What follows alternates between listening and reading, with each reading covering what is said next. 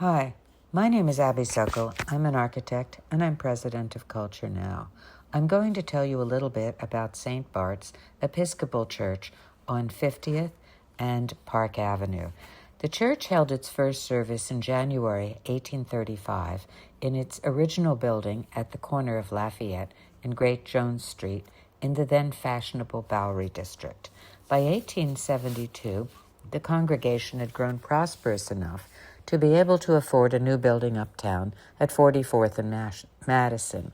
They commissioned James Renwick, who had designed St. Patrick's Cathedral a few blocks away, to create it for them.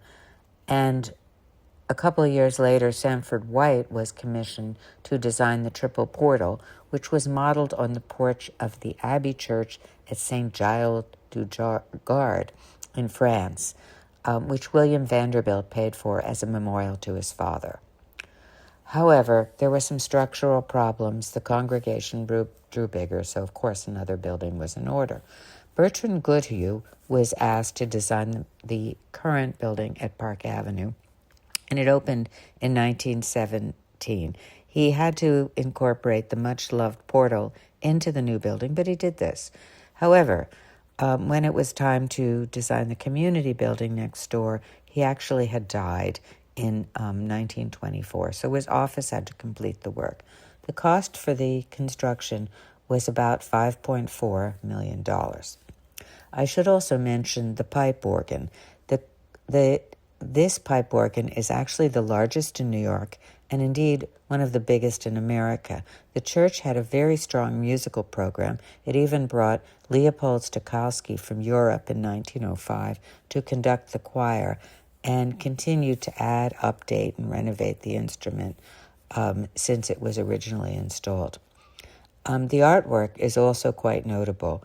It was done by all the leading sculptors of the day: Daniel Chester French, Andrew O'Connor, Philip Martini, Herbert Adams, and inside the church there are works by Lee Lowry.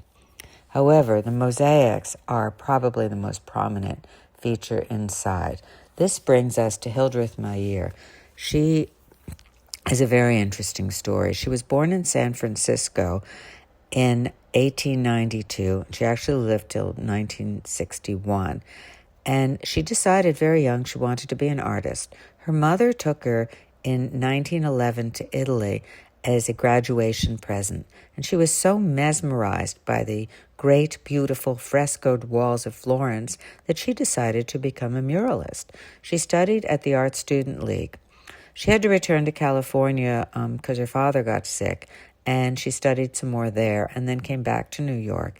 Like most well-bred women of her day, she moved into a residential hotel. She was unable to get into the art school of her choice, and as she described herself, the founder and president of the Association of Lady Applicants had to go to the New York School of Applied Design for women to continue to discover art. She turned out to be quite a good businesswoman and ended up having about at least 100 commissions. So you can see her work all over the city at Radio City, even One Wall Street. Printemps department store has the shoe department in her absolutely gorgeous lobby for that building.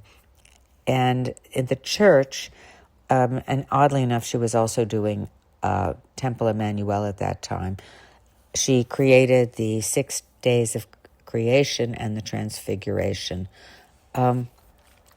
She was quite not only a prominent muralist, but also she was a very New York blue blood. She wore pearls all the time, but she would like to do things. She went to dog shows, she went to boxing matches, and she won a lot of architecture art awards.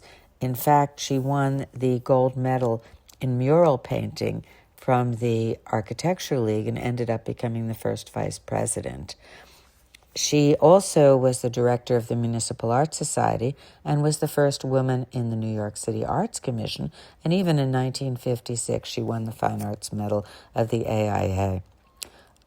She was invited, there's a funny story where she was invited to a black tie dinner of the New York City Arts Commission because she was its first female member, and she wore a black tie with the lowest cut, long black evening dress she could find. So she was a lot of fun.